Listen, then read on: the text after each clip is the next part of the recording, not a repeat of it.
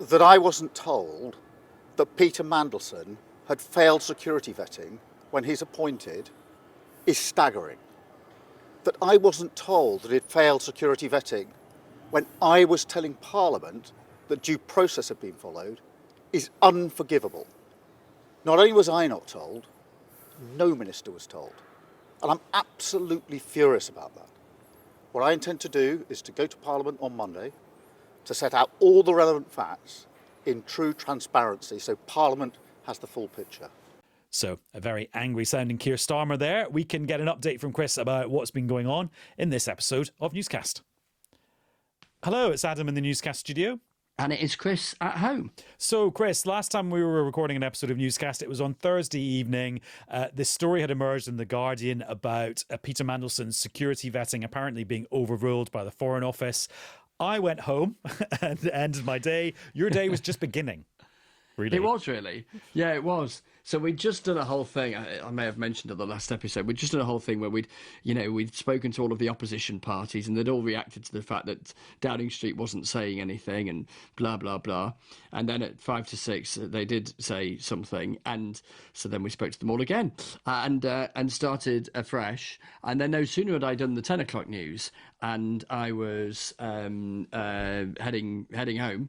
Then it turns out that Sir Ollie Robbins, he of the Foreign Office and the most senior job, or at least he was this time yesterday, is no longer, because he is out on his ear, courtesy of this whole row. So another casualty of this whole Peter Mandelson saga. And so this was Ollie Robbins, Sir Oliver Robbins, who, to listeners, long-time listeners of Brexitcast, will remember him as Theresa May's main Brexit man.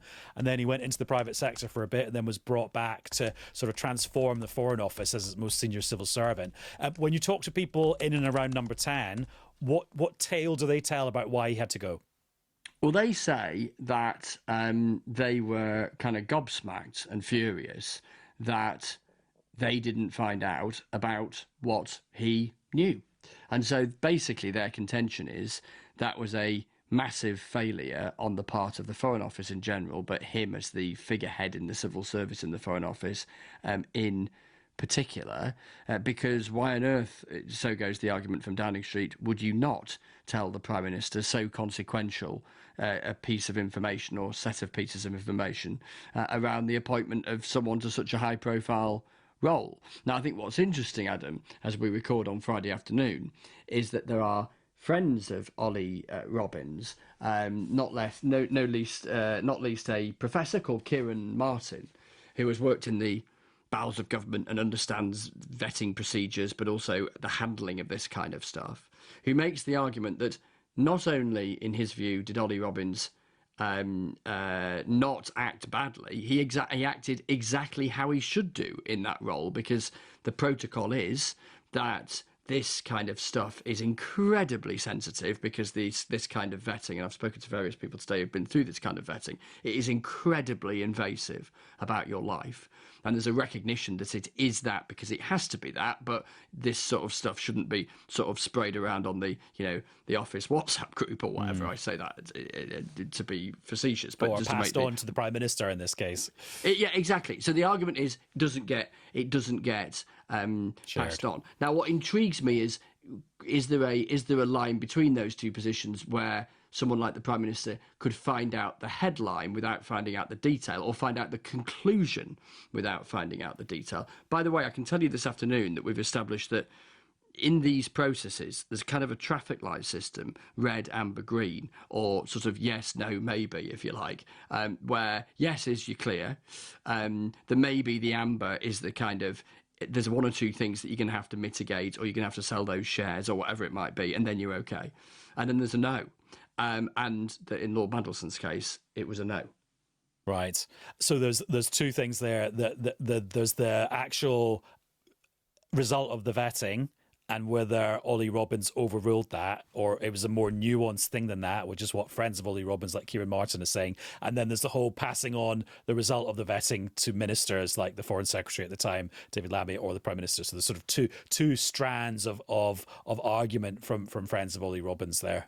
Yeah, completely. And we may get, at the beginning of next week, we may get a sense or a greater sense of, well, these arguments playing out in public, because the Prime Minister will be in the Commons on Monday talking about all of this, and Ollie Robbins has been invited in front of the cross-party Foreign Affairs Select Committee that scrutinises the Foreign Office on Tuesday. Now, whether he turns up or accepts that particular invitation, let's see. My understanding is that he is still on the payroll. He is still, this weekend, a civil servant. He's no longer running the Foreign Office. He is still a civil servant because you've got to go through the kind of necessary protocols around somebody departing, and even looking at the conventions around of this, even if he wasn't, given that he has been until very recently, that the convention would be a committee could still say, look, you need to come and talk to us. And it may well be, and I'm speculating when I say this, but it very well may be that he wants to come out and talk, particularly given that at the moment there's a huge amount of folk, you and me among them right now, talking about him and his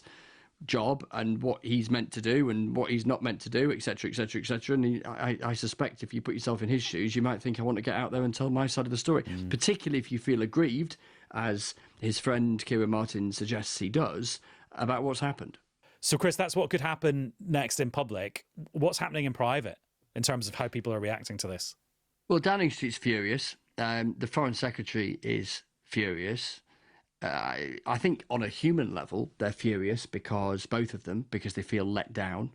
I think from the Foreign Secretary's perspective, she was a joint signatory alongside Ollie Robbins to a letter to the Foreign Affairs Select Committee last autumn that we now know didn't set out anywhere near as much as the Foreign Office collectively knew. So I think there's a sense of being let down there. As I say, I think the Prime Minister feels that as well.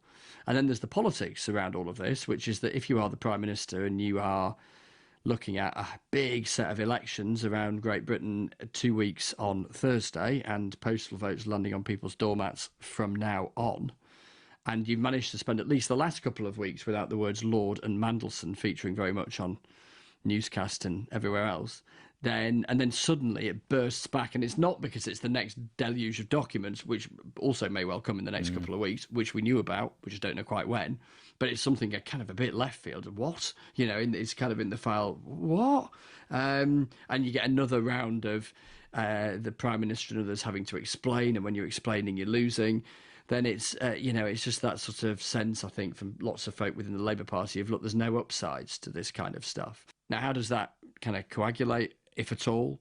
Lots of Labour folk are out and about, knocking on doors and trying to make the case that they're trying to make to the electorate in different parts of Britain, etc., etc. Parliament, crucially, at Westminster was not sitting on Friday, so there wasn't that kind of petri dish of chit-chat and gossip and gloom from Labour MPs. I think, crucially, Adam, is not so much does this make those who have been sceptical for some time repeat their scepticism, and some of the off-the-record quotes you might be seeing flying around are folk who are in that category, but does it move to being people who up until now have been sort of willing to put up with things and come to the conclusion that they're no longer able to, particularly potentially the other side of the elections, given the projections look pretty bleak for Labour?